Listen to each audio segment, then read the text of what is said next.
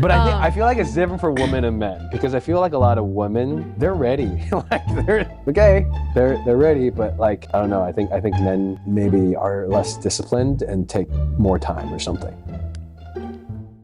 something.Hello， 大家欢迎回到美乐迪家庭 Podcast。但是今天的这一集，我不是跟我爸爸妈妈坐下来聊，我是找了一个非常非常特别的嘉宾，他叫 Eric Jeng， 他是在纽约的一个街头访问者。他常常就会到街头上，然后去找陌生人，去问他们一些很有意义、很有深度的一些问题。所以我觉得这个人很有趣。那我稍微讲一下为什么我会跟他有连上。就是在今年初我去上了一个课程，在课程的时候我认识了一个新朋友，我们要交换 IG， 然后他一到了我的 IG 他就说Eric Jeng follows you， 就是他是 follow Eric 的粉丝啊，然后他就发现Eric 怎么也在 follow 我，我就觉得很好奇，我不知道谁是 Eric。 课程结束了那天我也就上去看一下，哇，这个人好酷哦，然后他的影片都很有意义，他也是个基督徒，我就想说也去鼓励他，然后问他为什么他在 follow 我这样子。结果我一进去看 message 里面，既然1年前在2022年底他就有先 message 过我，然后那个时候他就说他有看到，不小心在 YouTube 上看到我跟我爸爸妈妈的一个对话，他也觉得太有趣了，怎么会有一个华人女生能够跟他爸爸妈妈有那么敞开的一个对话。那我们那时候就有一点点的一个对话，但是过了1年了，然后我就这次是人家这样子介绍他，我就想说哇，他是真的很棒。然后我看哇 he has like 250,000 followers on Instagram， 然后又在看哇在 TikTok 上他有 over 300,000 followers， 所以我就觉得很有趣。那既然有这样子的一个连结，我就想说那要不要就真的欢迎他，邀请他上来我的美乐迪家庭 Podcast， 我来采访他，来问问看他为什么想要做这些影片啊，然后他内心有什么样的想法。那另外一个就是他频道上也有做过一个系列讲到约会跟关系，因为他本身还是单身，所以这是他频道上一个很主要的议题。我就想说可以问他关于这方面，因为我们刚好今天我 publish 这个 podcast 就是情人节，所以我们就讲到这一块。那在我跟大家分享我们对话之前，我还是想要跟大家说一声抱歉，因为今天这一集有很多的 technical difficulties， 因为他本身在纽约嘛，我在台北在台湾，所以我们只能用线上的方式，但是我没有顾及得很好。那我们后来也讲到快2个小时的时间，我觉得还是蛮有趣，只是中间可能要大家包容一下。然后再加上我们还没有正式访问前，我们有发现一些我们彼此的背景相同点，还蛮有趣的，所以大家可以看看是哪些相同点呢，其实蛮多的。But anyway, hope you enjoy this conversation. All right, everything's going. Cool. All right, so we'll begin. Wait, hold on, we're beginning already. I don't know. Did you want to? Should we like warm up really quick or something? Okay, let's warm up. I wasn't sure. I was like I wasn't sure because I was like, No, okay. You can keep it recording, but like, I don't know. Is this your first time doing a podcast or? It's my first time doing a remote like online podcast. Yeah. Okay. Well, I've been doing these like longer version podcasts, like an hour with my parents for maybe a couple months since September, like October-ish. Okay. And it's been fun. Like before, when I used to make videos with my parents, I'd cut them up, so they were like 15 minutes by the end of editing. But now I just like put the whole conversation out there, and I think people like it. So, oh, really? Yeah. That's cool. They just watch it while they like eat dinner or something. Yeah, I think so. Because it's like 50 minutes long. And people just, yeah. But a lot of my audience actually, I think it's probably 50-50 Chinese and English speaking. So in my analytics, I looked and 40% of my audience is from Taiwan. Okay. So I moved to Taiwan like 3.5 years ago. And I guess like my channel kind of like took off after I moved here. Well, I think because I also started spending a lot more time on it. And so now my audience is like 40% Taiwan. Where were you beforehand? I'm from the Bay Area. Oh, what? Did Oh, you okay. know that? I know you're from Cupertino, right? Yeah. I'm from Fremont. Yep. Yeah. So you were born Fremont. and raised in Fremont? I was born in Texas. I was born in Plano, Texas, and then our family moved to Fremont when I was 10. You went to Fremont High? Wait, no, you went to Mission or something, or? So actually, I was homeschooled. Wow. Okay. Cool. Yeah. No, my life is kind of different. Where, but anyway. Where'd you go to college? So I guess you Were don't you know that much homeschooled for about college me. as well? No, I actually didn't go to college. We did like this whole podcast about it, actually. I have like this one clip, and then I was like, I have one thing in common with Elon Musk and Mark Zuckerberg. That's how we did I'm it. sure you have more in common than just one. No, Okay. it's like, but no, I didn't go to college. It's like, yeah. Wow. I went straight into full-time ministry after Okay. high school. Yeah. Cool. Yeah. Wow, that's interesting. Cool. So you're just like a full-time minister. I was, yeah. And then I went to Bethel for 3 years, and then I went to IHOP for 2 years, and then I came here for the last 3.5 years. Oh wow. I'm not a minister, like, 我没有被按立, you know, I'm not ordained or anything. I was just on staff. Yeah. Okay. Were you part of the Bethel like prayer team or whatever in Reading? Is that what you were doing? No, they have a ministry school. So I did their ministry school for 3 years. Wow. Okay. All right. Why is there a upside down painting to your right? Yeah, they won't see that. I mean, you see it, but it's actually a calligrapher made it for my parents. It has like, this one is, I think this is my mom's. It has her name in it. Yeah. But they didn't have But anywhere why else isn't to it- put it. Oh, okay. So they just put it up. I feel like that's like bad luck or something. To Oh, put is it like, for real? Should I? I don't I have no know. idea. Well, they won't see it. Only you can see it. Is it really bad luck? Okay. I have it in my videos.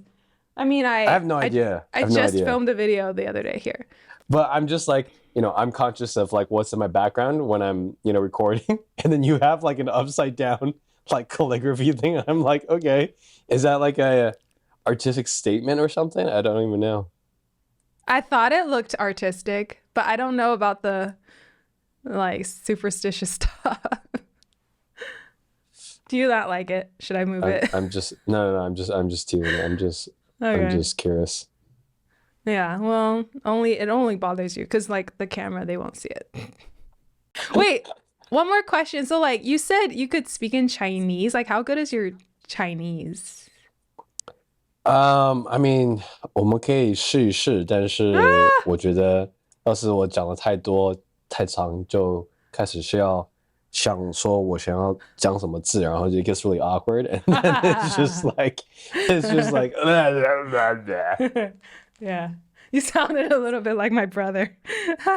Was I? Are you ABC? Were you born in the States? yeah. Born in Cupertino? Born in San Jose, Cupertino. My parents are from Taiwan. My dad is from Taipei, and my mom's from Hualien. And then No they immigrated. way! Oh my God.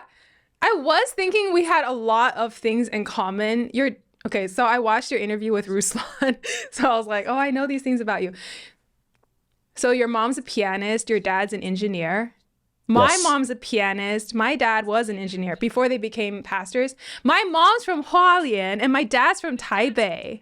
Wow. Maybe they're friends. Where in Taipei? Do you guys come back to Taipei when you guys come back to visit?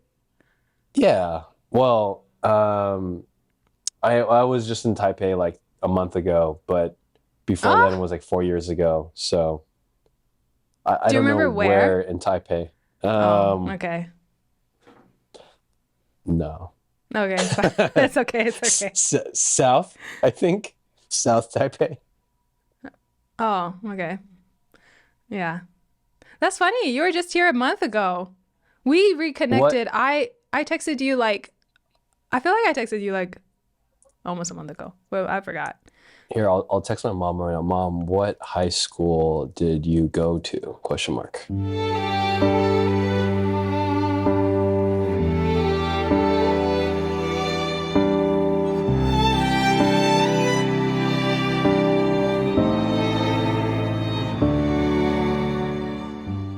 That's so funny. That's so crazy. My aunt still lives in Hualien, 靠近美伦. Okay. Like next to the Hualien beach. sounds like a nice place. Have you never been? When I was little, I don't know. I don't really remember. But my mom said it's nice, so I just... Yeah, it's nice. It's one of the most beautiful. Melody 家庭 Podcast。Hello， 大家欢迎回到美乐蒂家庭 Podcast。今天我有非常非常特别的嘉宾，但是可能你们不是对他那么熟，那我就稍微介绍一下。Actually, in this episode today, we're going to be speaking a lot more English because we're both ABC. 但是呢，我们的嘉宾他也会讲几句中文。So Eric Jeng, would you like to introduce yourself in as much Chinese as you can? Okay. 大家好. Okay. My Chinese isn't that bad, but okay. My camera just died. You know, I was scared that this would happen. Hold on. Okay, I decided to change the way that I'm recording this. Sorry about that. You good? Yeah. Can we say a quick prayer before we begin? Yes. Lord, we thank you, God, that we have the opportunity to connect. It's very interesting that Melody and I have some similar origins, and we're both doing content, and we're both trying to serve you, Lord, with everything that we do. And so we just pray, Lord, that this conversation is helpful and uplifting for everybody who watches it. Lord, will you help Melody to be curious and ask questions, and will you help me to answer them honestly? And we thank you for this opportunity. It's so cool that we get to do this. All this we pray in Jesus' name. Amen. Amen. Amen. Well, I'm glad that my camera died at the beginning and not in the middle. Okay, let's start over. All right. I guess we'll just start from when you're introducing yourself. Would you like to try to introduce yourself as much as you can in Mandarin? Okay. And action. Hey, everybody. No, just kidding. 大家好. My name is Eric. 我的中文名字是郑宇杰, and I'm currently living in New York. I'm originally from California. My parents are from Taiwan. And yes, 大家好. That was the only Chinese you had. Okay, that's cool. That's cool. Play it safe, okay? What? And play it safe? Yeah. 很好，你的中文很好。谢谢。 All right, let's 谢谢。 speak in English.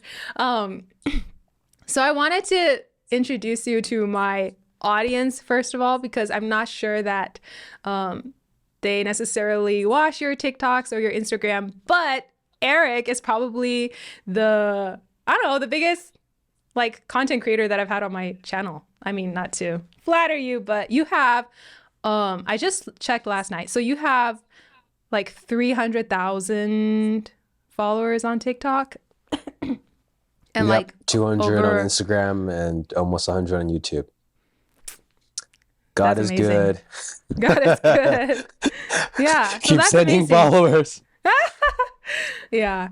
And basically what you do on your content is you do a lot of street interviews in New York, which isn't like something that we haven't seen. However, I feel like what puts you apart from other street interviews is that I feel like, okay, for one, you're very good at listening, and you're also good at asking questions. Like you get straight to the heart, and sometimes people really open up, and then you even like in some videos I even noticed that you will like pray for them, and like it's just very natural, it's very organic.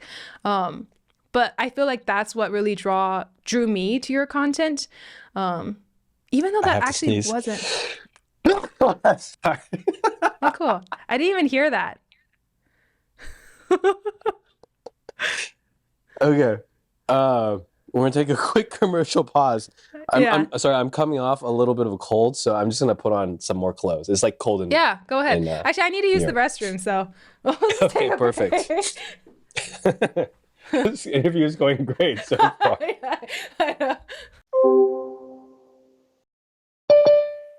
All good? Yes. So I listen well, and I ask you questions, and it's all good. Yes, thank you. Yeah. So, hold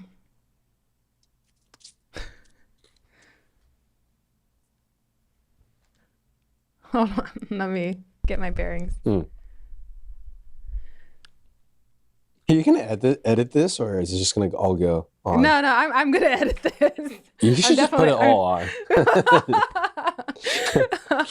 Oh my gosh. You can have people skip ahead on their own. Oh, I guess. Yeah. Okay. Yeah. So that's why your channel really appealed to me. But I also thought it might be interesting to include why I was aware of you in the first place, because actually I'm not sure that your content started popping up in my feed until after you messaged me. And then I also didn't realize that the first time you messaged me was like a whole year ago, because at first when I looked the other day I was like, oh, September, it was like a few months ago. But then I looked and it was like a year ago, and then I was like, oh, do you remember like what prompted you, or like what video you saw back then?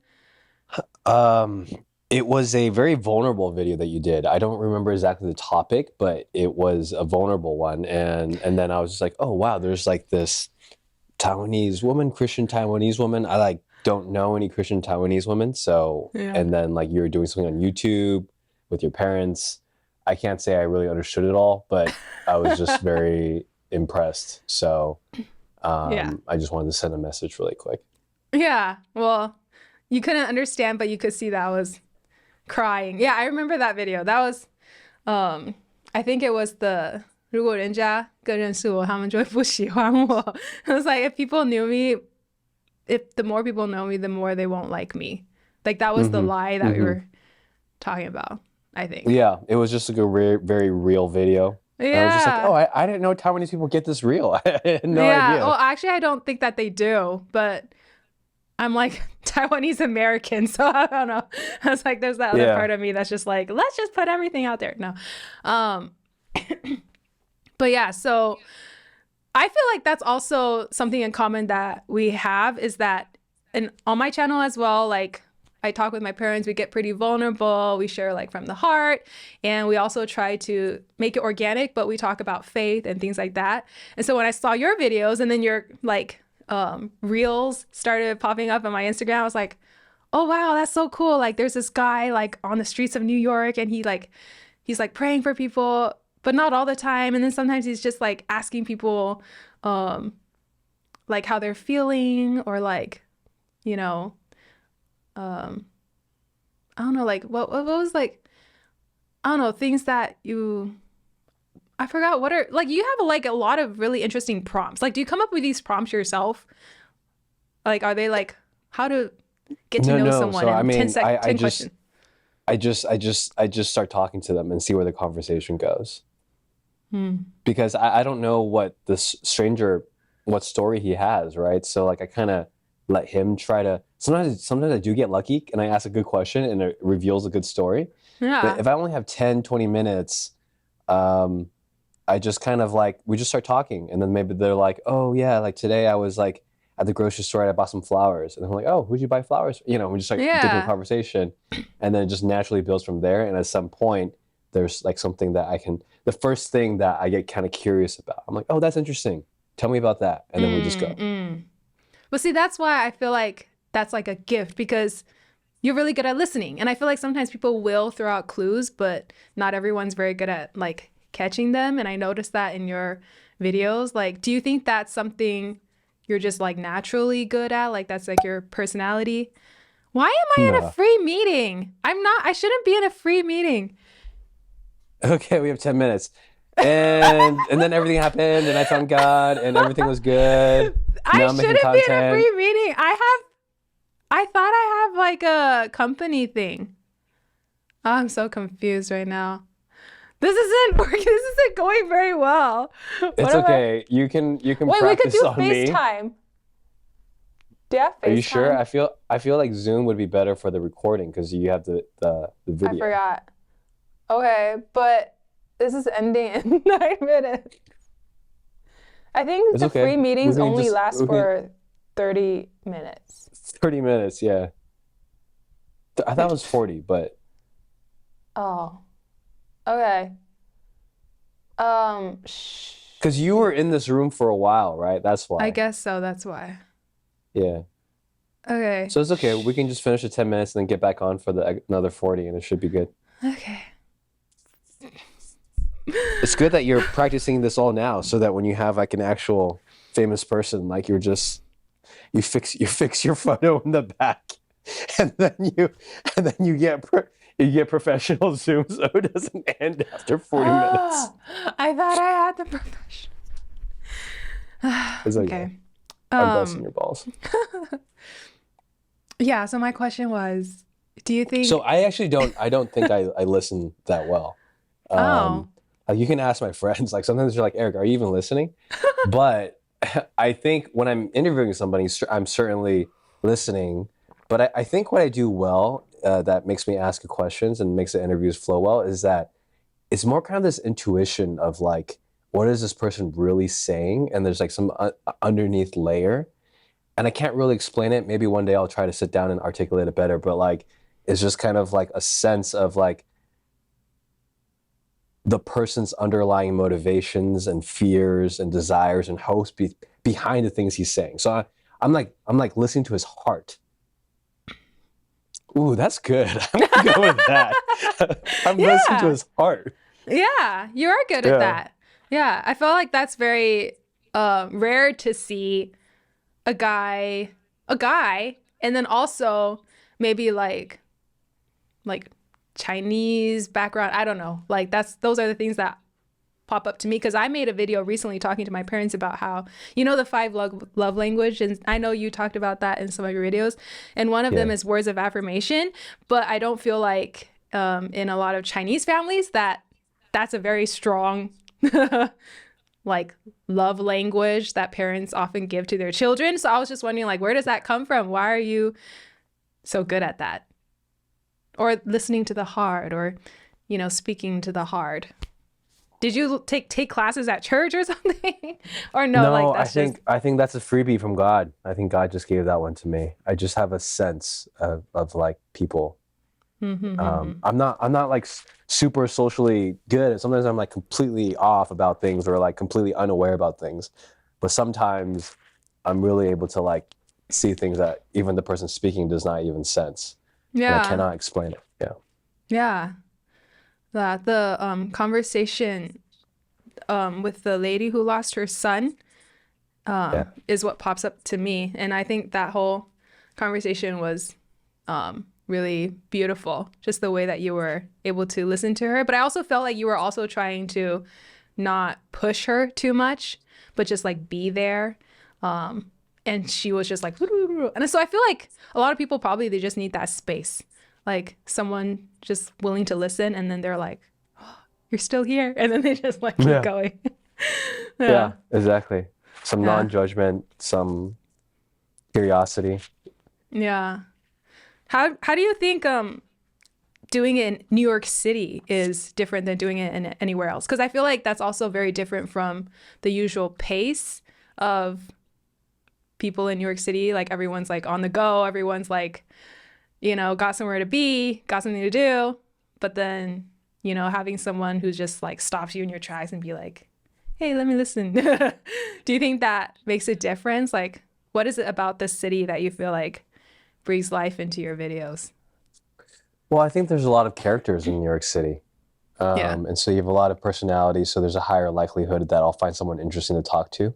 True. I think people in New York City are driven, they're tested by the city, so they have a lot of character and interesting quirks. But I feel like any city, like, will have people, maybe like New York City just has a higher likelihood of interesting people, but I don't know. I'm not sure.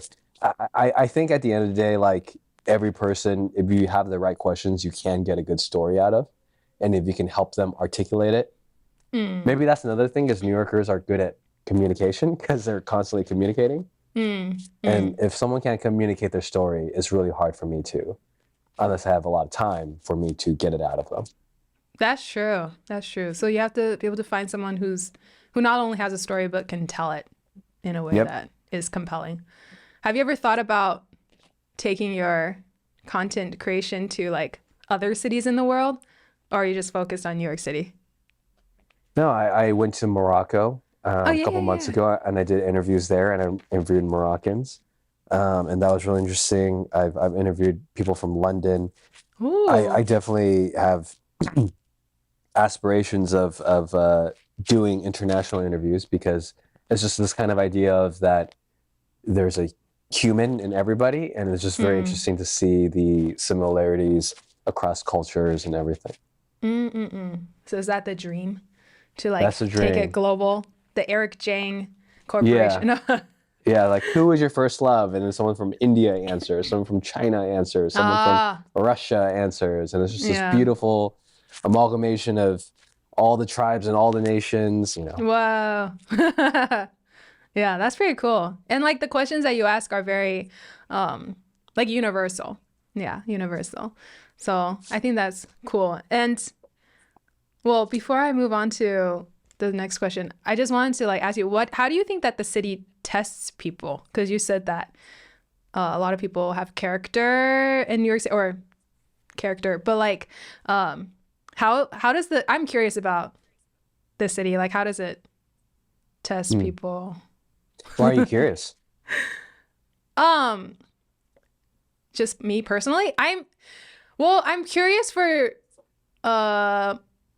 two reasons. I mean, one reason is I feel like most people are curious about New York because it's like in all the movies and like we hear about it all the time, and Broadway and all big lights and billboards. I see. Sin City, whatever. But I also personally, I just feel like recently,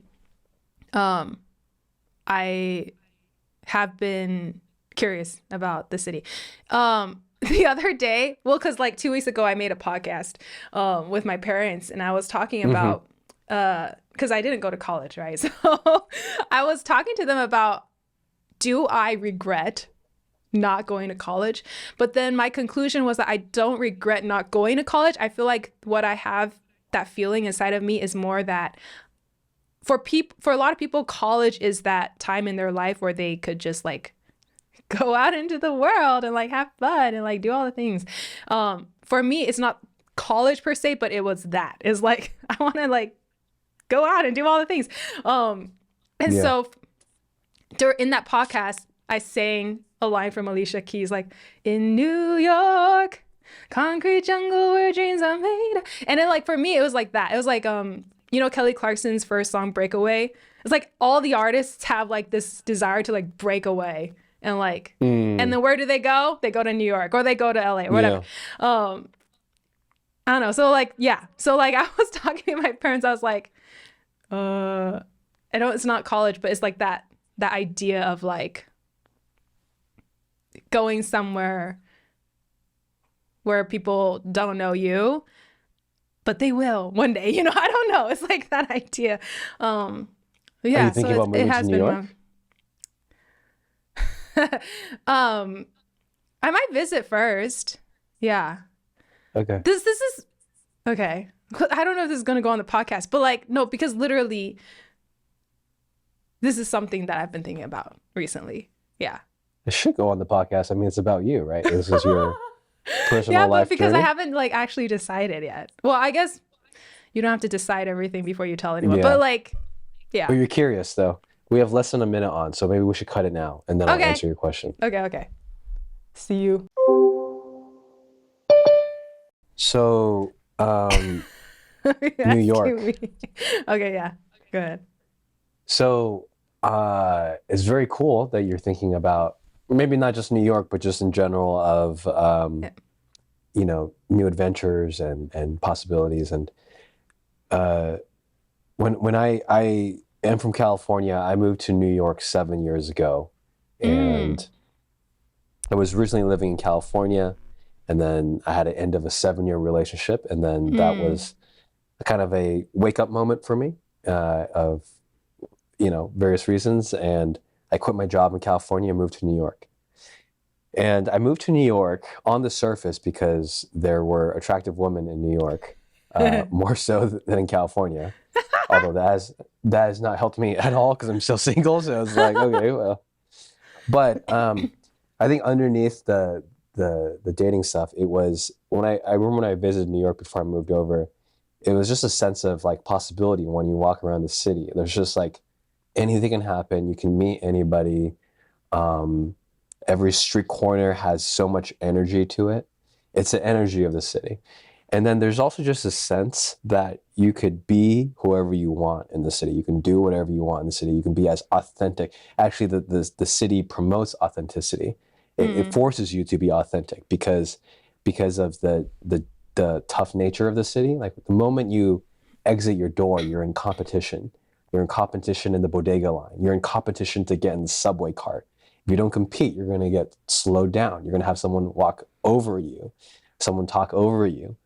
You're in the gym. You have to be like, hey, man, this is my machine. I don't know, little things like that, right? And it's not like aggressive. It's not like, oh, my gosh, like, but it is like it keeps you on your toes and it keeps you like alert and like very alive. And so you create that kind of pressure environment. It promotes authenticity because in California, maybe you're in the Bay, maybe you remember a little bit, but I feel like in California, people have the opportunity, the energy to put on fronts, like to act a certain way, but actually not really feel that way because life in California is comfortable. You get in your car, you drive to Phil's Coffee, you get a nice coffee. You don't have to interact with the people around you if you don't want to. You can just go to Trader Joe's, go back home, be in your car. In New York, you're like immediately enmeshed. There's rats on the floor running around. There's the homeless guy or whatever walking around. There's some person yelling. There's someone honking outside as you're immediately in it. And so you don't have the energy to put on a front. You only have the energy to be yourself and survive. So I think it's like because of that survival pressure, it just creates authenticity. And so then when I moved here, I had a feeling that I needed to kind of find myself and rediscover myself after this 7-year relationship. And I felt like I could do that in New York City. And I will be here for 7 years in February, and it's changed my life. Have you found yourself?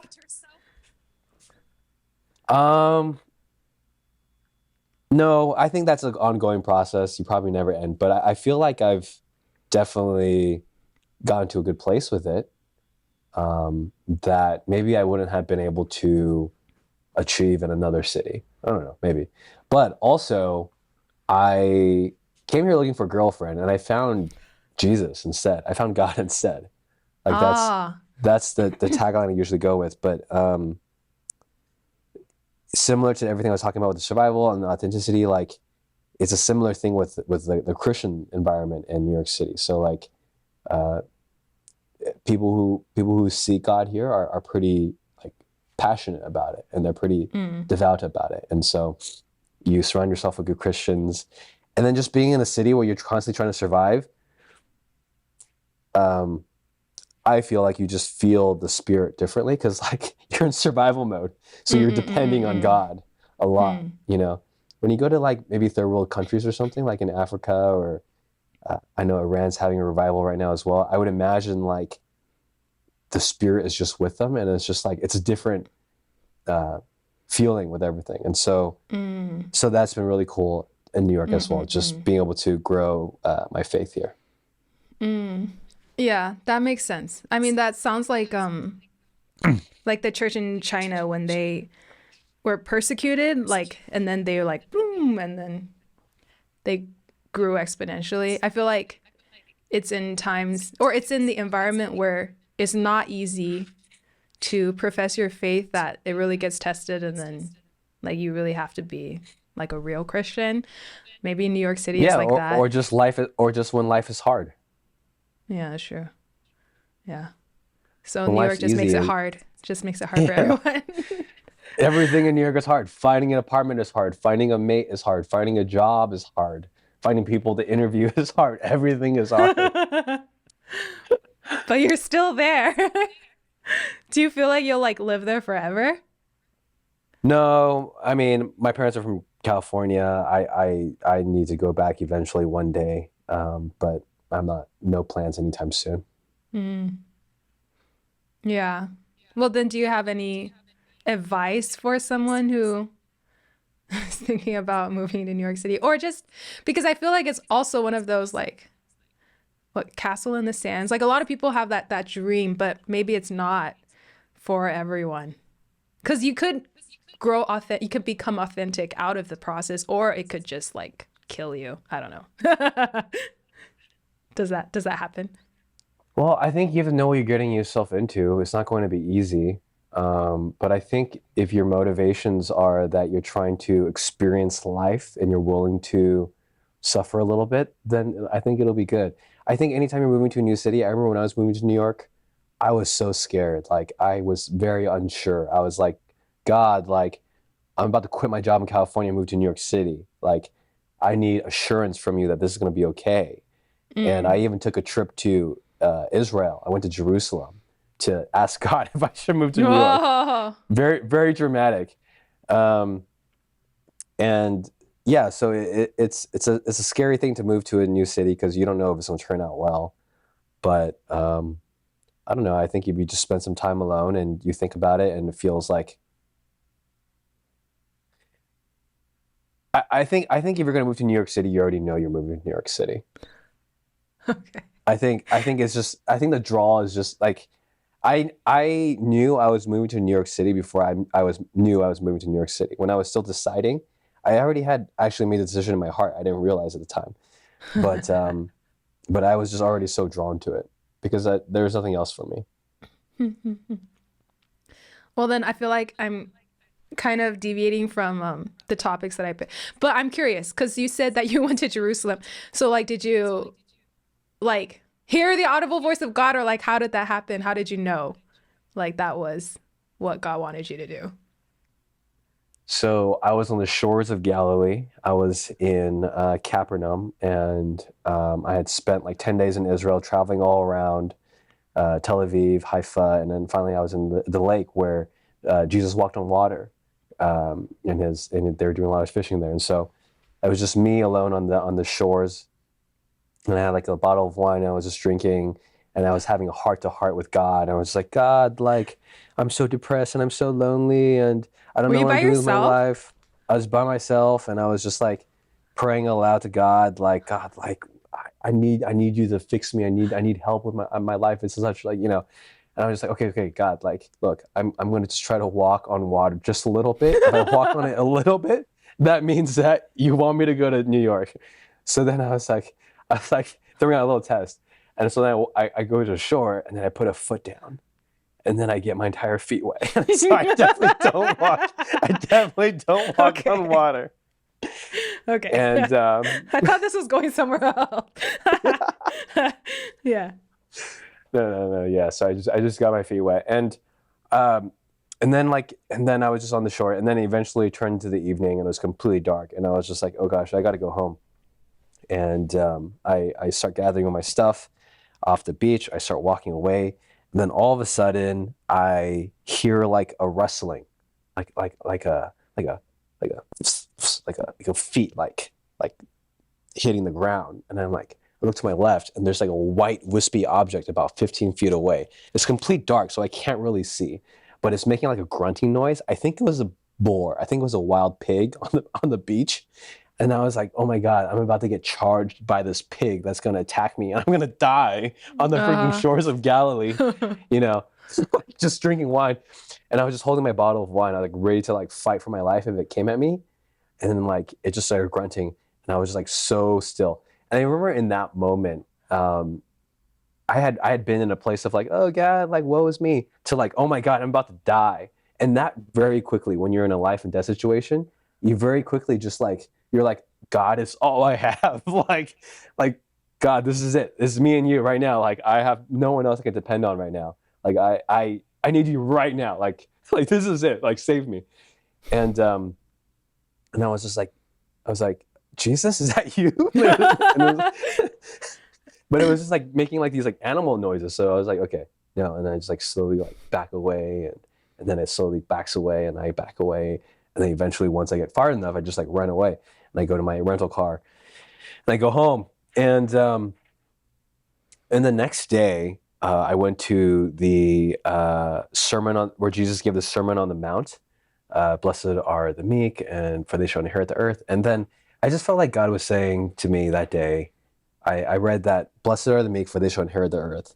And he was just saying, sometimes, verses jump out at you and it just hits your heart. And that was one of those moments.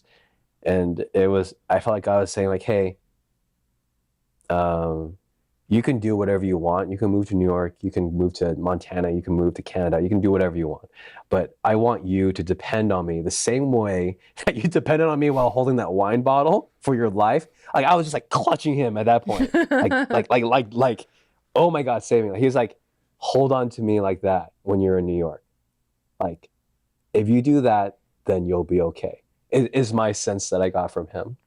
Because in truth, I had already decided I wanted to go. Like I needed to get out of California. I wanted to go. I wasn't asking for him for permission to go. I was asking for him for assurance that I would be okay. And he wasn't gonna tell me that. He wasn't gonna tell me that you're gonna be okay, because he wants me to trust him, right? And he wants me to go through all the stuff that I've been going through. Because like if he's like, you're gonna be okay, and then I went through all the stuff I went through in New York, I'd be like, God, like I thought you were gonna be okay. I thought I was gonna be okay. How did I get fired from a job? Why am I in COVID? Why is there like all I have so many questions. But he was just like I'm not gonna tell you. I'm not gonna tell you it's gonna be successful, but I'm gonna tell you that as long as you hold on to me, you'll survive. So I was like, okay, deal. I took that as a sign of like, you can move. And then I came home, and then I quit my job, and 2 weeks later I moved to New York.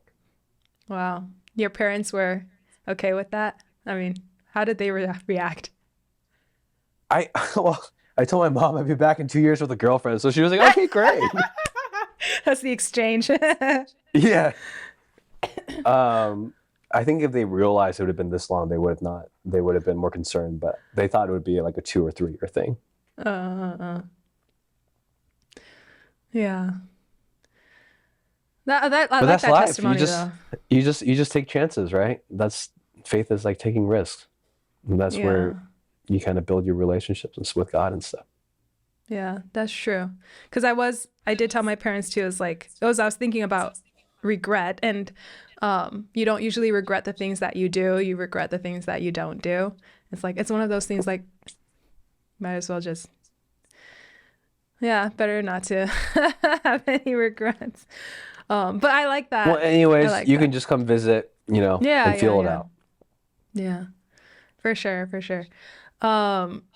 So you mentioned your faith, and you mentioned, God saying, or maybe God giving you the assurance, like if you hold on to me, then you'll be okay. Like, was that what you experienced in New York? Like from day one, you're like, I'm holding on to God, or was it a little different than what you expected?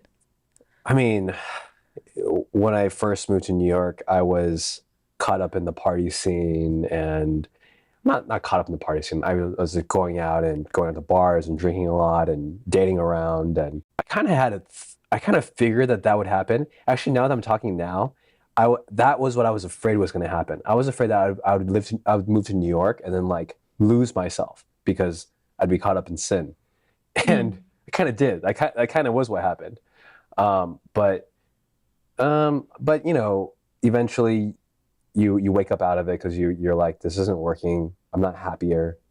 Sometimes God just kind of smacks you around, and then you wake up, I guess. I don't know. Okay. So one day you just So woke sorry up. to your question of did I hold on to it tightly? No. Like it was a gradual process. It was a gradual learning process. Do you want to explain that process a little bit? Because I also feel like I have a lot of friends. I don't know if they're going through that process, but I just know that I have a lot of friends who are not with the Lord anymore. And I also have like a brother who's like you, if you grew up in, did you grow up in church? Like, would you characterize your childhood Kind that way of, or kind of, a little not really. bit Like I in and call out? myself Christian, but yeah. Oh, I don't know. Like what do you think that journey is like for someone who, once they get a taste of that, and they don't, like, what's the value of going to church? I mean, I don't even think it's about going to church, but I mean, just like, yeah, going back to a relationship with the Lord, like, how does that happen? And that happens, I mean, it happened with you. I don't know. Like, it's hard for me to sometimes um, have hope, not hope, but see that happening with a lot of the people in my life. Or what is that journey? Maybe it's just different for everyone.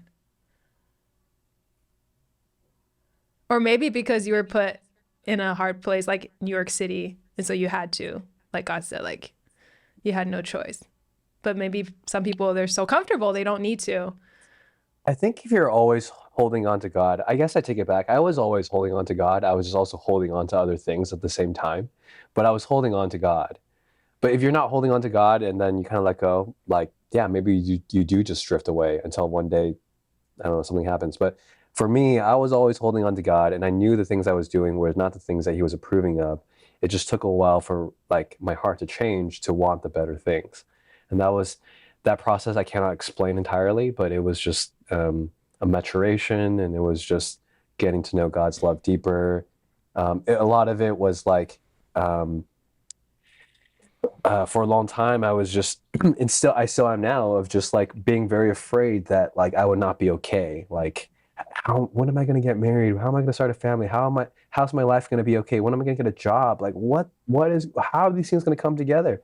So, in the past, those kind of fears, I would allow those fears to make me like basically self-medicate and numb myself because I was too afraid to face those fears.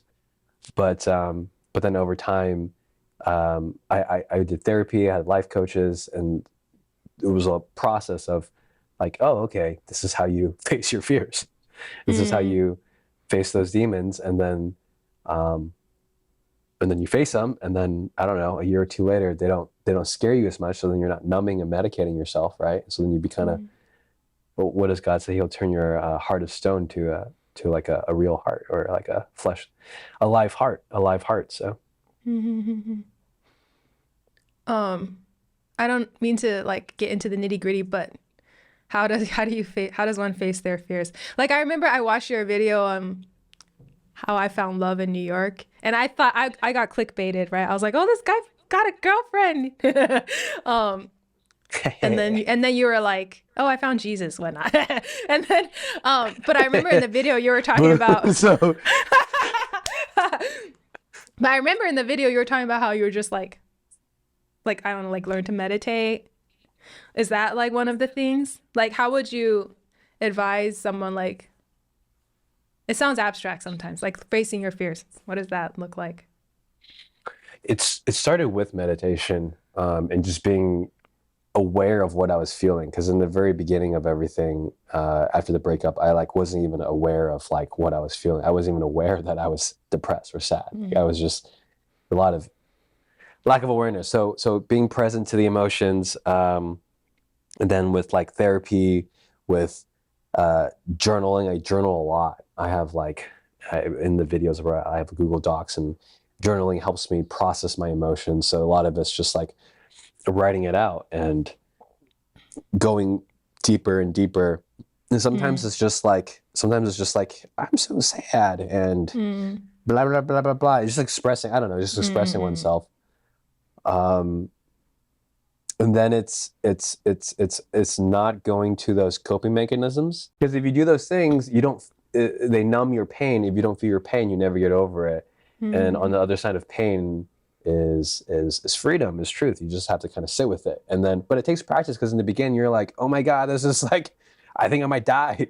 But then over time you do it piece by piece, and you're like, okay, I'm actually not going to die. Okay, it's Friday night. I feel like depressed and lonely, and like, you're like, okay, I survived, and it sucked for like 2 days, but I got out of it, and it was okay. And you do that enough, repeatedly, one day, it's not, you don't really, the pain is not as bad, and you don't need to like. But I'll say one time, there have been like spiritual little things that God has done as well. I remember like in an episode of this loneliness, depression, or whatever. One day I went to church, and already my heart was feeling heavy, and I was like, okay, whatever. And then like the first worship song played, and I was already starting to cry. And I was like, okay, this is not going to be good. And then like he did the sermon. I don't remember what the sermon was about. And played the second, the wrap of worship. And then I was just like, I just bawled, just cried so much. And it was really embarrassing, because it was like during COVID. And so I had like, I was wearing a mask, but I was using the mask to cover my face because I was so embarrassed. And I was just like, the person next to me was like, dude, what is going on? But I remember, so going back to like how do you process? Like there are moments where you need to break down as well. And you, where you just like, your walls just get demolished. And that was, I don't know how you go seek those out. Maybe you go out into nature, maybe you find some sort of whatever. But for me, it was going to the church and then worship. And then I just remember it was in that moment that I was just like able to see how afraid I was, and be like, oh my God, I'm so afraid, God. Like, I am so scared. And then something about just me realizing that I was so scared and like crying it out. And I was like, oh, that's what it is. I'm just scared about this thing. And then the fear was just right there, and I didn't need to whatever. So yeah, I don't know. It's interesting. It's all interesting stuff. Yeah. Well, thanks for sharing that process. Do you think, would you be okay with like sharing like what your fears were? Yeah, I told you that I would be lonely forever, that I wouldn't amount to anything. Yeah. Well, I guess everyone's afraid of those things. I'm Yeah, afraid of those things. Yeah. But I think I was deeply afraid, because I had just come out of a 7-year relationship, and that the way the relationship ended kind of created that fear. And so it was just like, it was like a little bit of getting over the breakup coupled with the general fear. Because I think having a little bit of fear of like, you're not getting married is a good thing, because you got to get out there and you got to go on dates and stuff. Yeah. But for me, it was getting to a level of like, fundamentally, I feel unsafe. Wow. Cool. So do you mind if we talk a little bit about like dating and stuff? Well, so when the podcast comes out today, as everyone's watching it, is Valentine's Day. Do they have, what's the term for Valentine's Day for like single people? Is there like a word for that? I forget. Yeah, it's called sad. It's called sad. Singles Awareness Oh, Singles Day. Awareness Day. That's right. Do you have any plans for how you're going to spend Singles Awareness Day or Valentine's Day? I'm going to make content out of my sadness, which is what I've done in the past. Yeah. Yeah, I think it would be fun if I just went out and just be like, excuse me, are you single? And then like, but I'm sorry, and give them a rose. And just like, you'd make people's make day. Make it really funny. Yeah. Oh, that would be nice though. I mean, shoot some content, have some fun. Yeah. So what are your thoughts on, how should I? Okay, so maybe I'll just share from like my personal like conundrums when it comes to dating nowadays. Like in my experience, I feel like in my experience with guys, the men aren't godly enough. The men aren't, I don't even know if it's godly. It's just like I've met too many guys who I feel like, yeah, like at least in my parents' day and age, like they're like, they should be ready, you know, like this is what they want, but like it's not. Well, I mean, I feel listening to you, I guess that is I don't know. It's like it sounds like that's what you want, but I feel like a lot of guys though, are not looking for that. Like, I don't know what they're looking for. Maybe they're just looking for, maybe they're looking for career stability. Like they want like security for themselves and so for their future family. And so they're like spending a lot of time on that. I've encountered that before. So they're not actually looking for a relationship, or maybe they're just like, I don't know. Like, can you speak into that? Like, why are guys like not ready for relationships, even though I feel like they should be? Or maybe that's not, maybe you're not. But I think men and women are different, right? If only just to say, when in a relationship, a man has to lead the relationship, biblically or whatever, but also I think it makes evolutionary sense and societal sense as well. And so a lot of men are not ready to be leaders in a relationship. As to why, I think for men, we need things like mission and purpose or whatever. And so in a society that promotes like, I speak this just from personal experience of like, I remember from my 20s, from like 20 to 25, 27, my goal in life was pleasure. My goal in life was just like, let me just chill. Like, I already have everything I want. My goal right now is just to be as happy as possible. And that did not work well. And so then, from what I've discovered since, all the stuff that's happened since is just like, it's getting all the self-mastery in place. It's having a strong sense of identity and purpose. It's like, I don't know, it's honoring and respect. It's like loving. It's like learning how to love other people. And I don't know if men do that well. I don't know how women do it, but I don't know if I think it's challenging, yeah, for men. Yeah. Especially in a Christian sense, because it's like, maybe in the secular, it's like there's a good enough, but in Christian, it's like we know exactly all the ways in where we're not measuring up. So like, the bar is so much higher. Yeah. Then Eric, if I may ask, well, you have a video that's literally titled "Why I'm Single." Why are you single?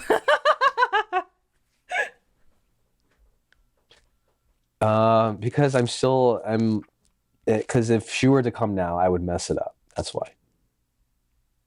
How so?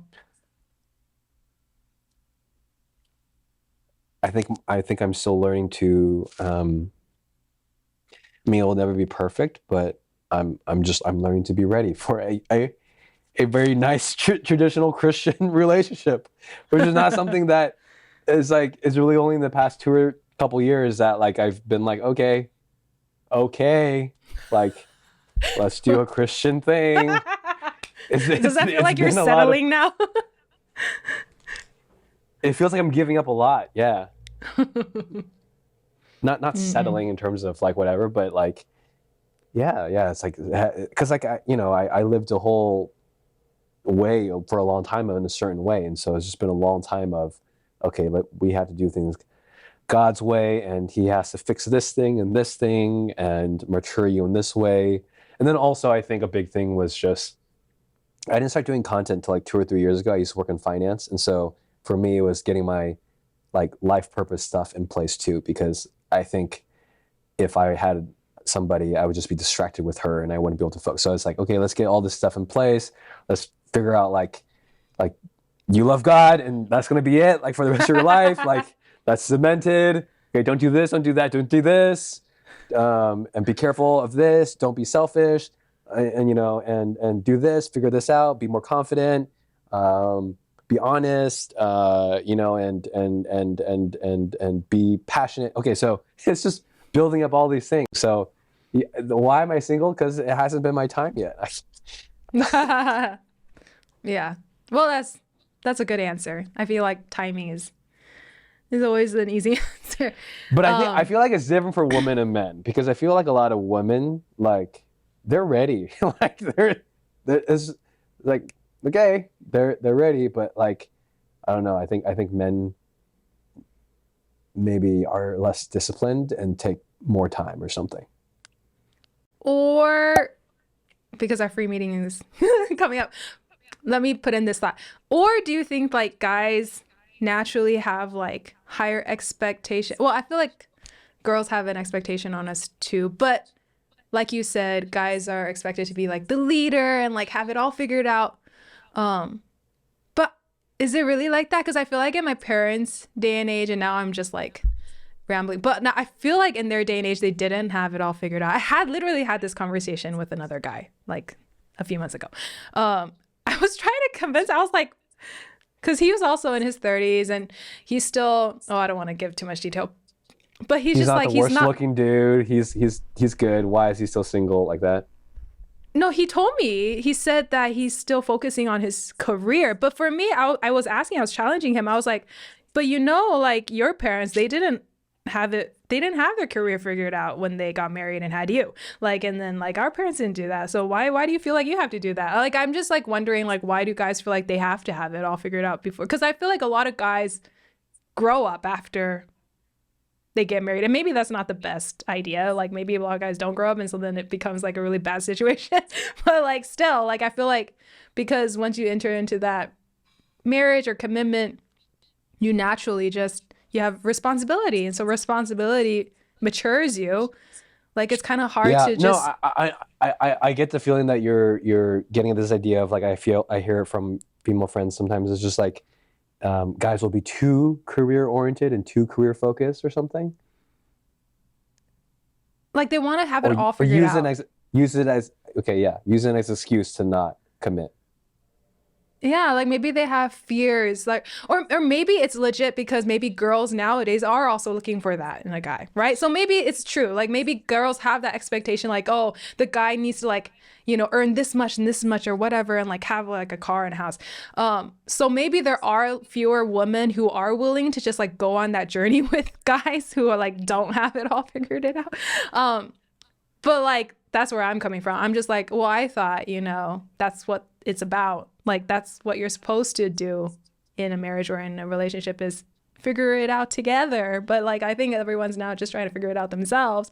And then until something happens, like we're all ready. And then now let's try to like merge everything together. That just sounds, that's doable, but it sounds like you have to wait a really long time for that to happen.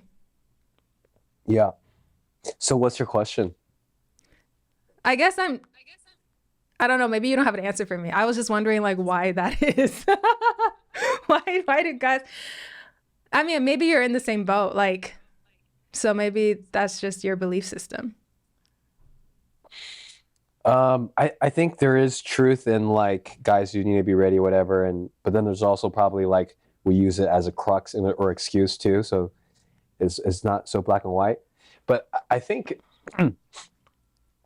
I think back to times in my life where like, times in my life where I've gotten something, like a job or, like I remember with my last job, there was just like a little moment where like in my heart, I was like, okay, I want a job. At the time I was unemployed and I was like deciding whether or not I should go back to finance. And I was just like, okay, I do want a job in finance. And 2 weeks later I got a job.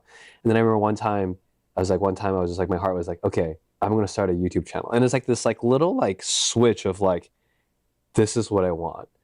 And I think if I'm being honest with myself, I actually don't know if my heart's like, I actually do want a partner right now. Like, yeah, I would love going on dates and like not be lonely on a Friday, whatever, but like, do I actually want to like sacrifice my freedom and to be in a partnership with someone and then grow that? It's not a clear, it's not even, it's like I feel like there's something happens with like a little pivot in your heart where you're like, okay, let's do this. Yeah. And maybe that hasn't happened for a lot of guys because, there's a lot of choice or there's just life is complicated, all that stuff. So. Yeah. That's a satisfactory answer. Maybe they just don't want it. Yeah. Which is, I think it's tough for girls to hear sometimes. Yeah. It's just a reality check. Yeah, no, because I was thinking, Yeah. because I think guys will give a lot of excuses, and maybe they don't want to hurt the girl's feelings. But at the end of the day, maybe it's just one of those things. It's like, do you think, okay, maybe this is a question. So, like, do you think it's a pivot that happens in a guy's heart when they meet the right person? Or do you think it's a pivot that happens when they're the right person, like when you're just like ready for marriage now? And so whenever you're ready for marriage, whoever it just happens to be in your life will be that girl. Or when the right girl comes along, you're just ready. I think when you're younger, it's the latter, and when you're older, it's the former. So when you're younger, I feel like no one's ready to get married when you're younger, but you just meet someone and then like you're so in love and you get married. But then when you're older, I feel like you've I don't know, when you're older, it's kind of like, oh yeah, it could be her, it could be her, it could be him, it could be him, I don't know, whatever. And Yeah. I think That it's makes both. sense. I don't know, yeah. Yeah. That's good though. I mean, I feel like it does give you a lot more, what is it? Personal responsibility or like autonomy, like, or maturity, just like working on ourselves, working on yourself first. I feel like that comes from maturity. And then and then maybe eventually you'll have like the ideas like whoever is in a relationship with me will be a lucky girl, will be a lucky guy. And that's how you look at it rather than what you were saying. Yeah. But anyway. Yeah. So do you have any, well, I guess I'm just like wrapping it up. Do you have any like dreams for your content or for your life? Where do you see your channel going in the next 10 years? Yeah, whenever people ask me this, I start freaking out because I'm like, oh no. And I don't know. I really don't know. I only started doing my content full time about 3 or 4 months ago. And Oh, you're doing it full time now? yeah, I'm doing it full time now. Wow. But I'm not making full time salary. So I'm just, I'm doing it full time in the hours. And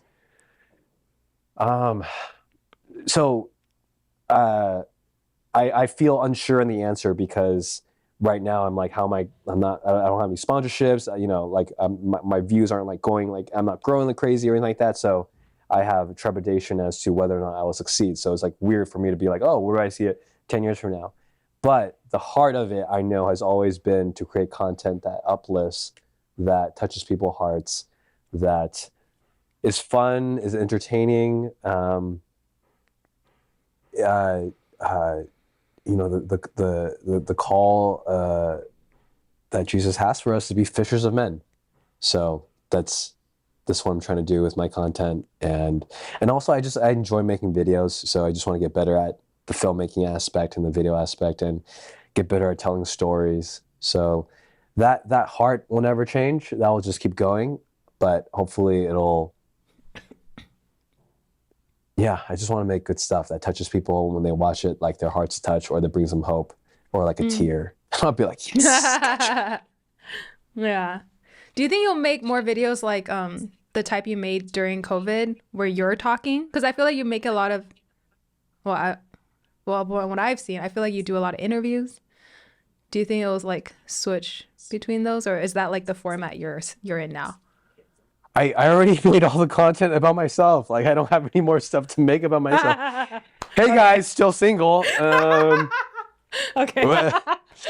Is that all you can talk about though? Is whether you're single or married? You don't have. Yeah. Hey guys, I'm still single and I'm making content. Do you want to know what it's like to make content? I'll make a video about making content. No, look, it takes me too much time to write stuff of myself. That's not my forte. Okay. For me, it's going out and interacting with the world. And meeting people. That's how I make my content. That's good. Okay.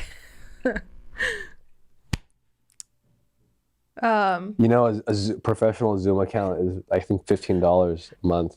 I don't really use Zoom that much. Where did we leave off? Oh yeah. No, I think you're really good at interviewing. So I mean, that's a good format to use, and also it keeps your content fresh, like fresh faces, fresh stories. Yeah. Very But good. I do have a video coming out. It's a long video that I've been working on for a couple months. It's me helping out a couple, not homeless guys, but like guys living out on the street, and it was like this whole story.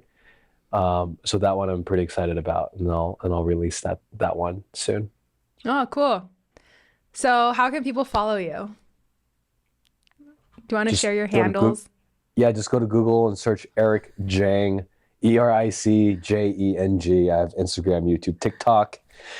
There's also a doctor in Florida named Eric Jeng. There's also a guy who is a product manager named Eric Jeng. Those are not me, but you can follow them as well if you would like. Okay. Cool. Thank you so much for being on my podcast. Wait, hold on. Oh, Let me ask you some questions now. okay, if you want. Sure. Well, actually, you know what I thought was interesting about this podcast is because you're usually the one asking questions, and so now we're switching it up. But anyway, yeah, sure, you can ask me too. So, so how long have you been doing YouTube for? So I consider myself first and foremost a songwriter. And so when I Okay. released my first album back in 2015, I was like, well, if you want people to listen to your music, you have to make lyric videos and post them on YouTube. So my first videos on YouTube were for my album, for my music.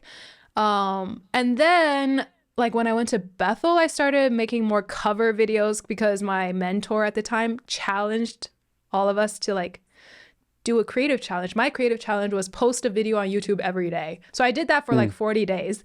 And that sort of got me into it. I was like, okay, this is actually kind of fun. And so then I started making like covers and like songs, but mostly like just song stuff until I moved to Taiwan 3 years ago. Yeah. And I started living with my parents, and that's like a whole nother story.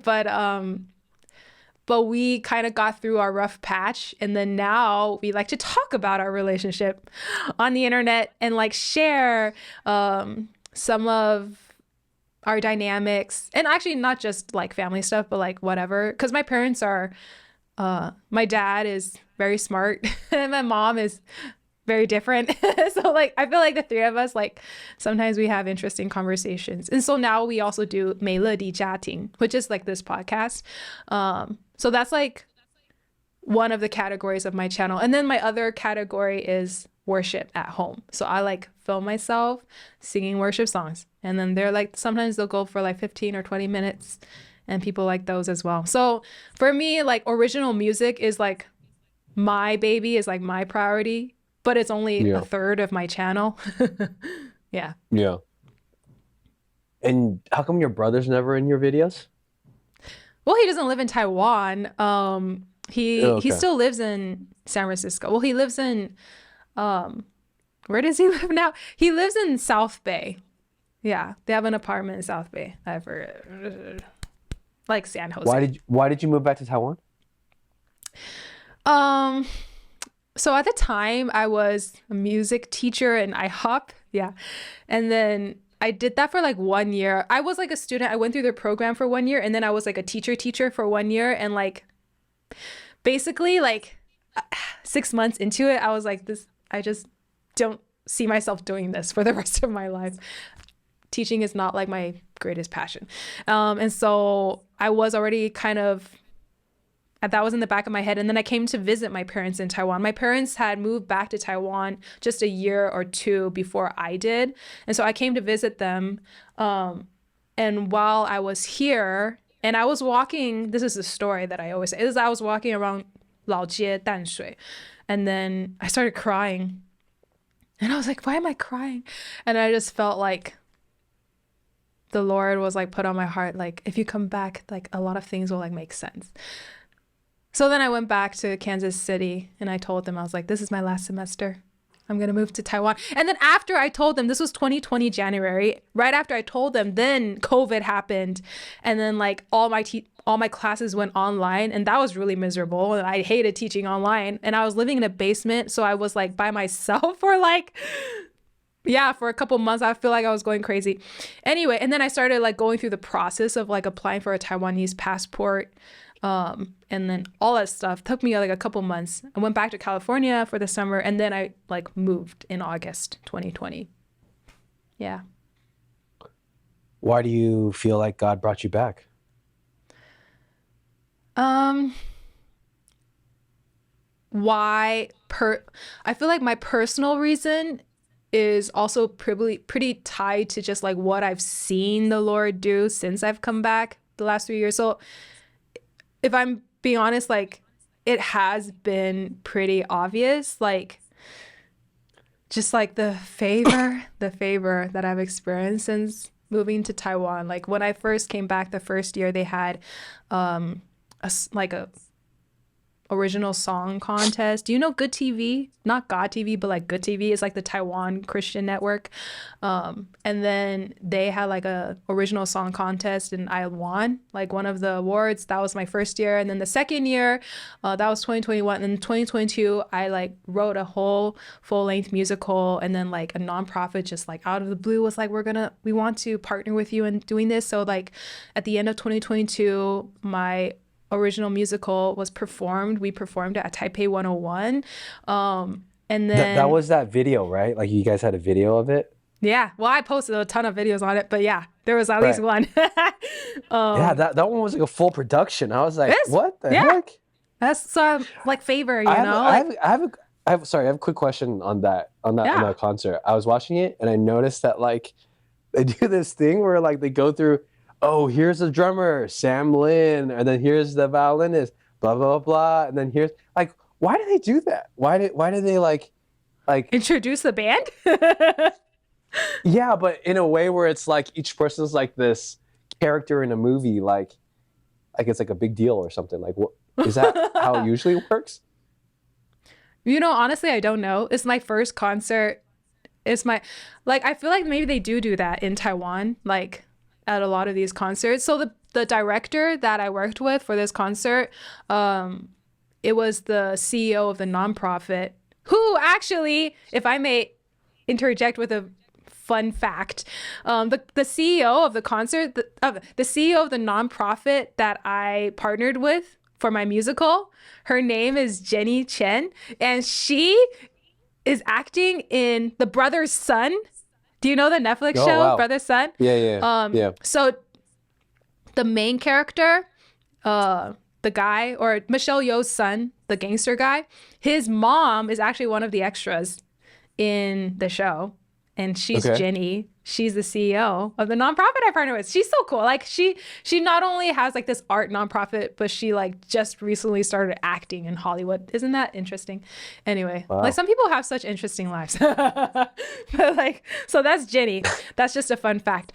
But she was the one that connected me with the director that I worked with, and he used to work with Jay Chow actually back in the day.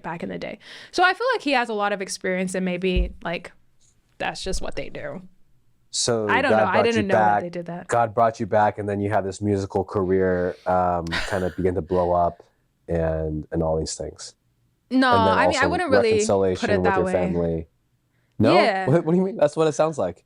No, I mean how would you put it? For me, the way that I feel about the concert was that it was a standalone thing. Like the musical concert was like its own like. Yeah. No. I'm saying beyond the concert. I'm taking like back to the original question of why did God bring you back to Taiwan? You said that there's a lot of favor. So it's like you got all these opportunities. You got your musical career, started a YouTube channel, and then you like reconciled or you like improved your relationships with your family. All that? Is this true? Is that what happened? Is that kind of the gist? That's kind of the gist. I'm still trying to figure out my musical career, though. I guess that's what I'm trying to say. Yeah. Yeah. But it definitely it blossomed. It started. It created. Yeah, I guess so. Gave me more confidence as an artist. Yeah. How is it that your parents are willing to talk about such vulnerable things online? Because like I've tried to get my parents to do an interview. They're like, hell no. Like. Well, first of all, my parents are both pastors. So my dad already had a penchant for sharing our family stories during his preaching. I see. My dad has always kind of been known to be a very vulnerable guy on stage. Like he'll sometimes a little bit too vulnerable. Sometimes he'll like share, like one time he like shared one thing that I didn't even know about his history.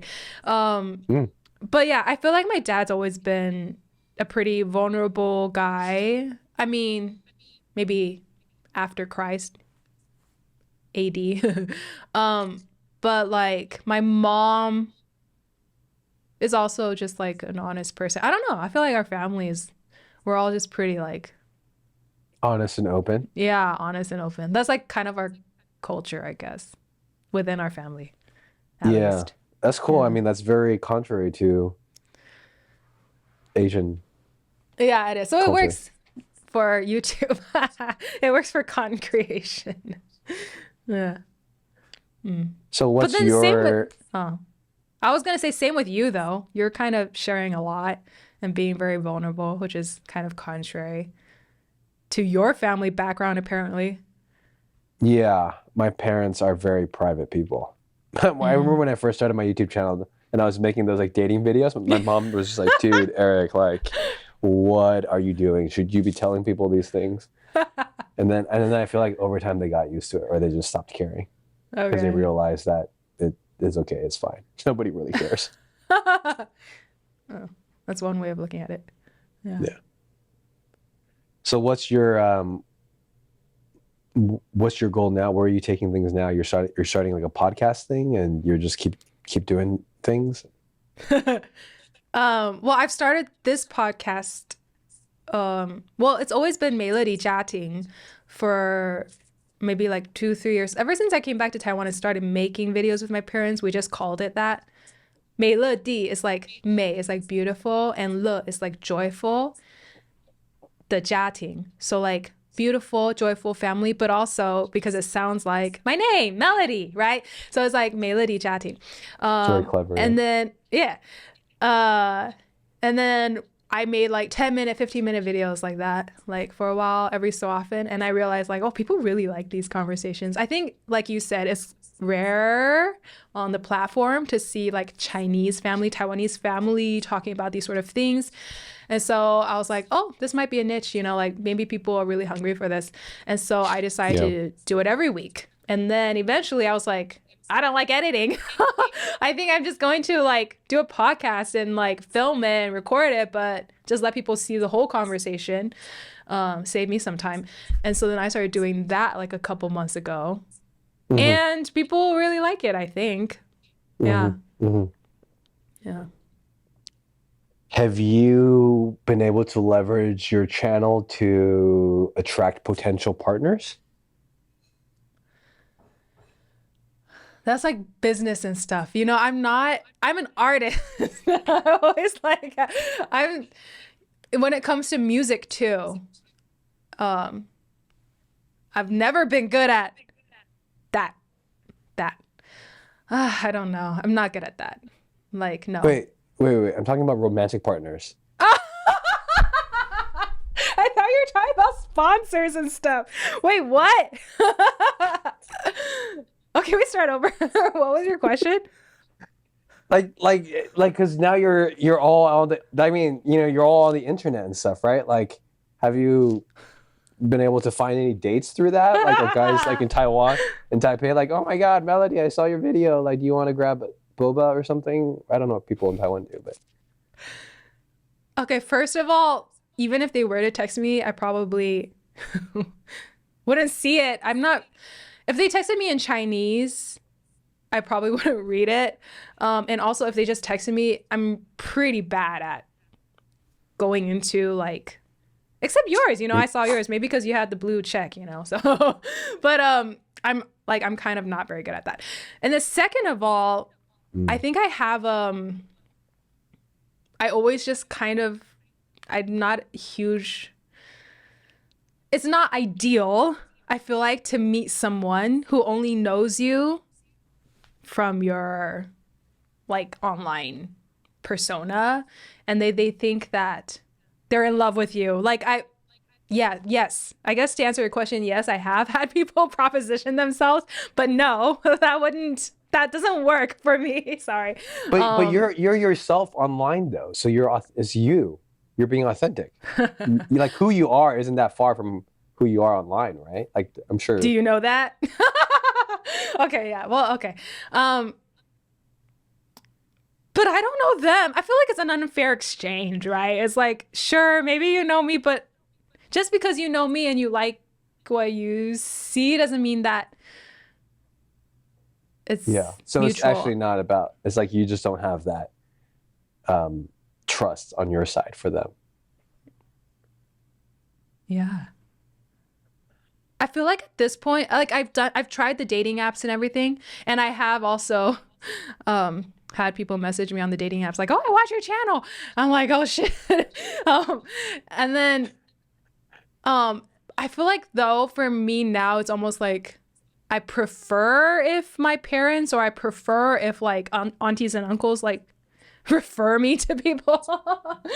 Like if they'll just introduce, like if they'll do the work, because I feel like I need a filter, because I don't know, like I've also met like creepy guys. Yeah, I don't know, it's hard to and like really normal people, like normal guys, like good guys, will they really do that? Like would you do that? Like would you like, oh, like, ooh, this YouTuber, like, let me just like, hey, want to go like get a phone? But like I don't know, I just don't.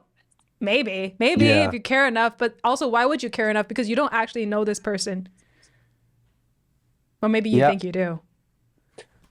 Yeah, that's fair. I think that's smart.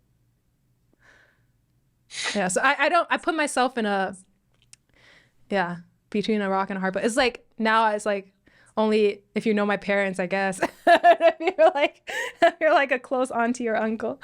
Like, but like also that doesn't seem to, it hasn't worked so far. I don't know. What is dating like in Taiwan? I don't know. You're asking the wrong person, because I don't date that much. What is Christian dating like then in Taiwan? I did go to a paid, I didn't have to pay, but it was a Christian mingle, like a where all mixer like, networking event, singles event. Yeah, I went to one of those, and I don't know if that's like representative, but those things like are going on. They just like played games and stuff. They have like success stories. Have you had a serious boyfriend before? Serious relationship? I have. Oh, we're getting into this. No, I did. Like I've been single for a really long time, but when I was 22, yeah, I was in a relationship. I feel like I almost got married twice in my life. On the verge of engagement twice. Wow. To the same guy? But I've also been, no, not to the same guy. But I've also been single though for a long time. You were really hot in the beginning and then kind of cooled down. No, it's the opposite. I feel like I've only gotten more attractive as I've grown older, if I may say so myself.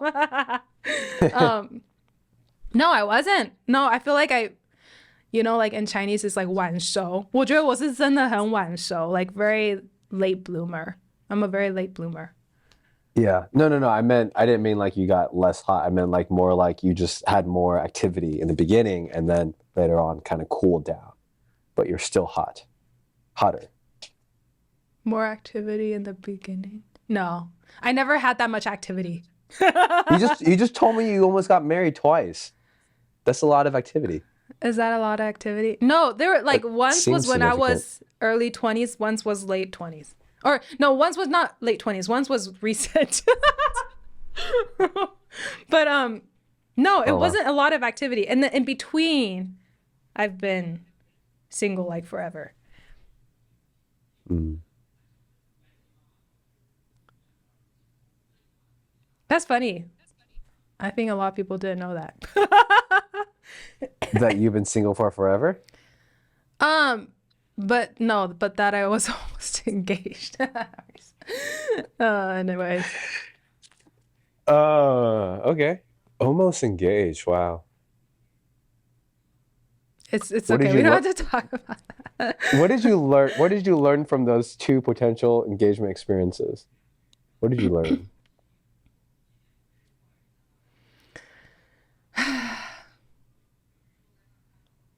Not to like steal your words, but I do also. Okay, if I'm being honest, like when those relationships broke down in the heat of the moment, it was always just like, I'm glad I dodged that bullet. You know, like it's just like, yeah, it wouldn't have worked anyway. It was like, it sucked, blah, blah, blah. But I have to be honest, like the more I get to know myself through my parents and through the people closest to me, I'm like, yeah, like if it had happened, I forgot, what did you say? You said something like, because you're not ready. I would have messed it up or something. You would have messed it up. It would have messed up. Yeah, maybe I messed it up. Maybe. I mean, they also messed it up. But yeah, it's definitely. I feel like I still have and have a lot that I'm working on. Right. And would you say that's why you're still single, because you're still working on stuff? Well, obviously. Yeah, I guess. But it's kind of hard to answer that question. You know, okay, so I have a question. I don't know if you can answer this. Do you think that God withholds relationships or withholds like these things because he's waiting for us to like be ready, or he thinks that we're not ready? But doesn't that sign kind of feel like punishment? Okay, so my other question is like, is God like that? Or do you think that like he'll just like give good gifts, you know, whether or not you're ready for them? I don't know. Well, I guess also that doesn't sound like a good gift. Because I asked my mom this and she said, no, God doesn't do that. Of course you're ready. But then I was just like, but apparently he doesn't think so. So what's the real answer?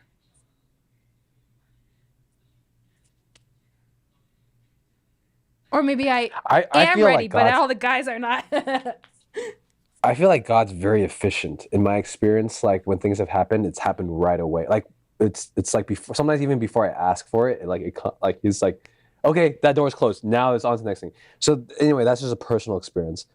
I think God cares a lot about this because in the Bible, I was just reading Malachi the other day, and he was like, what does the one God desire? Godly offspring. Like God's focused on making godly offspring, which makes sense, right? Because like it's like Jesus, he has his lineage from Adam or whatever, and so he had to make sure that line was always good.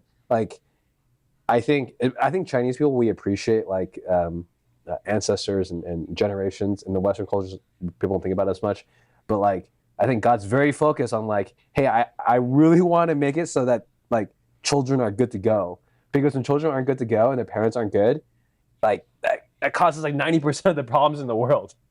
So if his goal is godly offspring, then he's gonna do whatever it takes to get godly offspring. Maybe that means it's delaying. Maybe that means some people just stay single. I don't know. That does like. But that's the whole purpose, right? Of people getting together is to have babies. Well, yeah.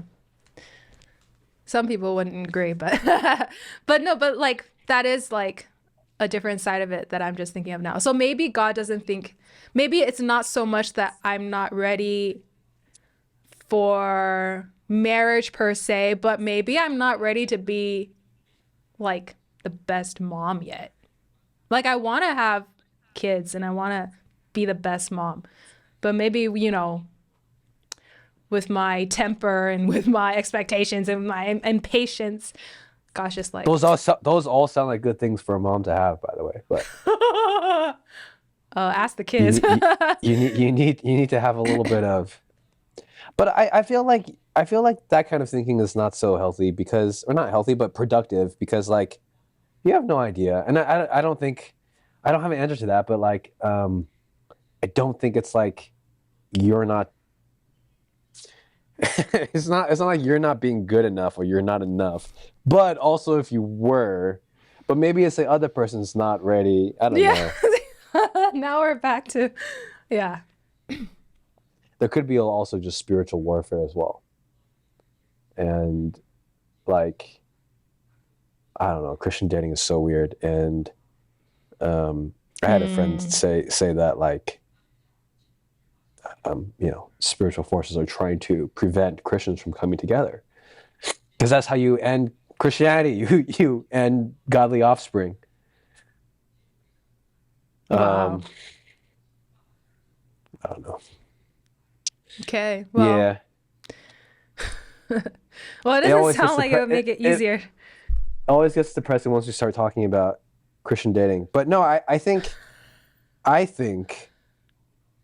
this will make for great content one day when we get to the other side and we find our partners and whatever. Then we'll have the answers.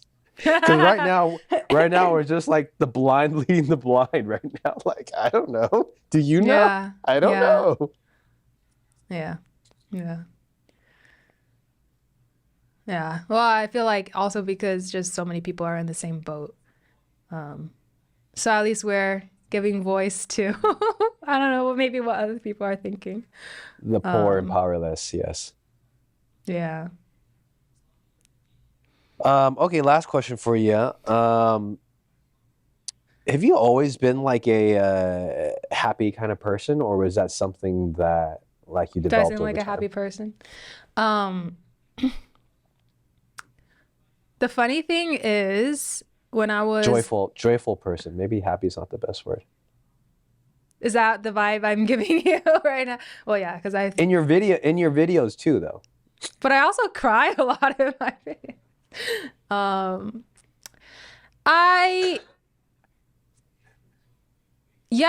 I mean, I feel like a lot of people tell me this. It's just the funny thing is when I was a kid, like as a toddler, I had like so many pictures. And in my memory, I was always grumpy. I was like the grumpy kid. I think I'm a very emotional person. Like when I was younger, I had a lot of emotions that my parents, and maybe this is like Chinese parents in general, like they don't know how to help kids like express their emotions process their emotions, and they're just like, go sit in that room, until you figure it out. Like I didn't even know how to process my emotions. When did I become happy? My mom is a very happy person too. Like she's a very joyful person. I think maybe in some ways I'm like her, but in a lot of ways I'm more like my dad, who's also pretty emotional. So I don't know. But yeah, I get that a lot. And I do feel happy. I think my default is usually just like pretty joyful, but I think generally I'm just like actually kind of emotional. Like I can also just like start crying in the next minute. It like flips, or I could just like get annoyed. But then I can also just like be happy again. That sounds kind of scary, doesn't it? When you get angry, is it like pretty scary? You gotta ask my parents. I think so.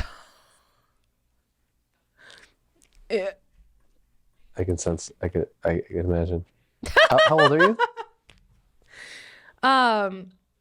Do you want to guess? 30. No. I'm 32. I'm turning 33 this year. Oh, because we're birthday? Facebook friends now. We have the same birthday month. My birthday is the day after Independence Day, July 5th. Oh wow, okay. Yeah. Nice. I don't like understand the like zodiac stuff, but does that make us the same one? Yeah. Or am I like rising or something like that? I don't know. We're both Cancers. Both Cancers? Okay. Which I don't know what that means. Is that good? Maybe. Oh. You don't seem like a Cancer. That's interesting. I I don't know what a but Cancer is supposed to seem like. Are you like Cancers, a stereotypical Cancer? kind of, yeah. So cancers have like they're like the crab. So like they're kind of just more sensitive people usually. And um sometimes they have like a shell outside and it takes a while to get inside. Um for Yeah, cancers, the home. I have that.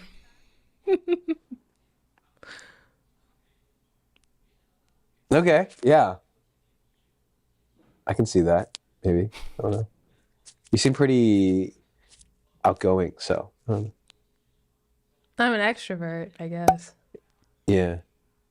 Yeah. But yeah, cancers also for cancers like home is really important. I don't know. It's all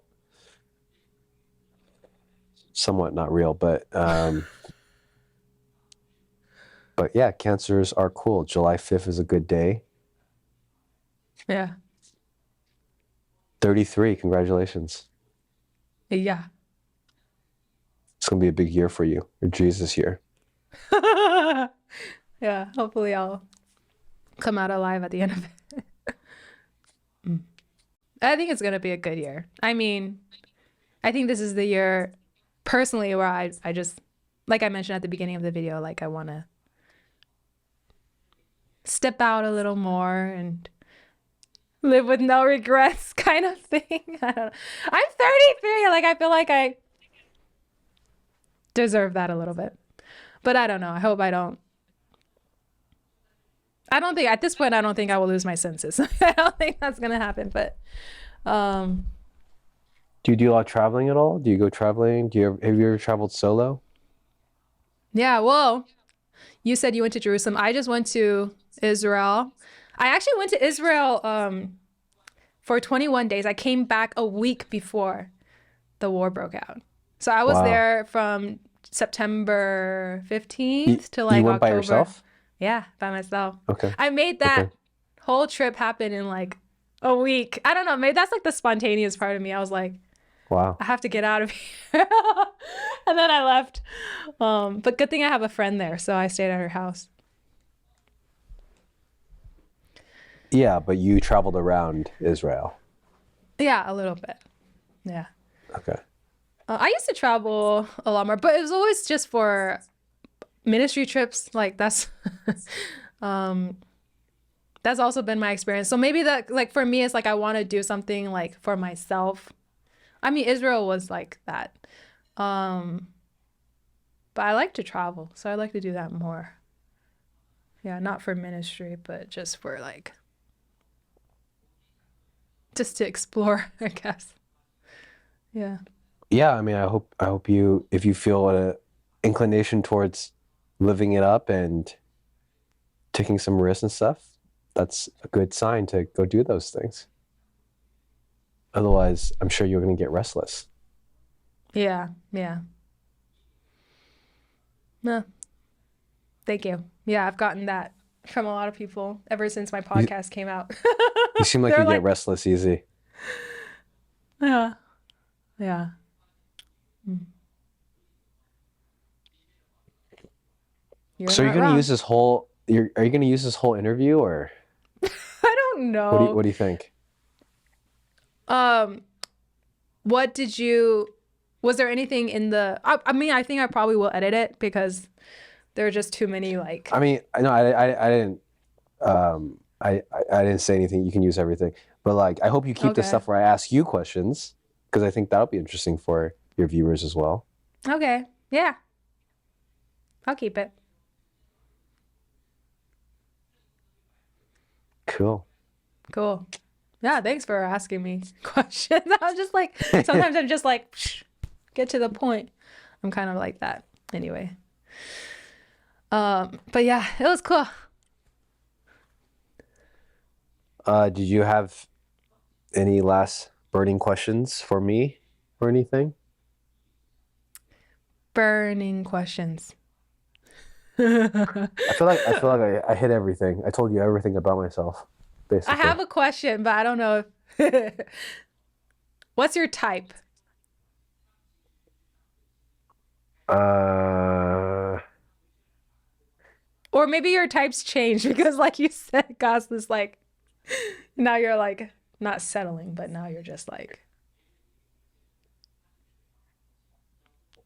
I mean, I don't know. I think it's pretty. I think it's pretty just much like every guy's. It's just like a pretty girl who's kind and sweet and loves God and has a good temperament and but honestly, I don't know. I feel like when you meet somebody, you just kind of there's either a connection or there isn't. was that like love at first sight sort of thing? It's like vibe at first sight. Love at first vibe. Yeah. Love at first vibe. Yeah, kimoji, chemistry. That's what I keep saying to my parents too. It's hard to, but that just makes it hard for people, you know? Why? like- What do you mean? Well, if they're looking out for you, I mean, I guess you just have to meet that person. They can't just, Oh, you mean your parents are introducing you to people? yeah, if people want to introduce, I'm just like, there's just no kimoji. Yeah, Well, anyway. my parents are always sending me, my mom's like sending me like doctors and lawyers or something. I'm like, are you dating them or am I dating them? Like, why would I? Like, I don't Oh, know. I use that line all the time. I was like, you can marry them if you want. Yeah. Well, dating in New York sounds like cream of the crop. It sounds, oh, is it fun or is it actually a hassle and tiring? Mm, both. Both. Yeah, I mean, I don't know. It could be fun. It also could be stressful. There's a lot of people, so honestly, I don't really date a ton. I used to date when I first came to the city in the beginning. I was dating a lot, and then after a while, I was just like, God, you just you just bring somebody and like because it takes a long time, and they're expensive. It's like That's $100 true. bucks, That's true. Oh, yeah. and I'd rather focus on my content if I'm being honest. Mm-hmm. Mm-hmm. Yeah, I get that too. I'm just like, it's a waste of my time. Yeah. Well, I wish you all the best. Thank you. 谢谢大家，欢迎欢迎。Wait, was that last part? Is that going in the podcast too? I don't know. I wasn't sure. I'm just So was put- there I'm anything putting- that you said that you don't feel comfortable with or you're fine with No, everything? no. I'm just putting in all these sound bites so you have it. And I think there's less than 5 seconds left, so I'm just saying, everybody, 大家好，很谢谢大家们看这个东西。所以please subscribe and good luck. Yeah, you too. Thank you, Eric, for being on this podcast. So good to meet you. If you come to Taiwan, or if you come to New York, shoot me a message.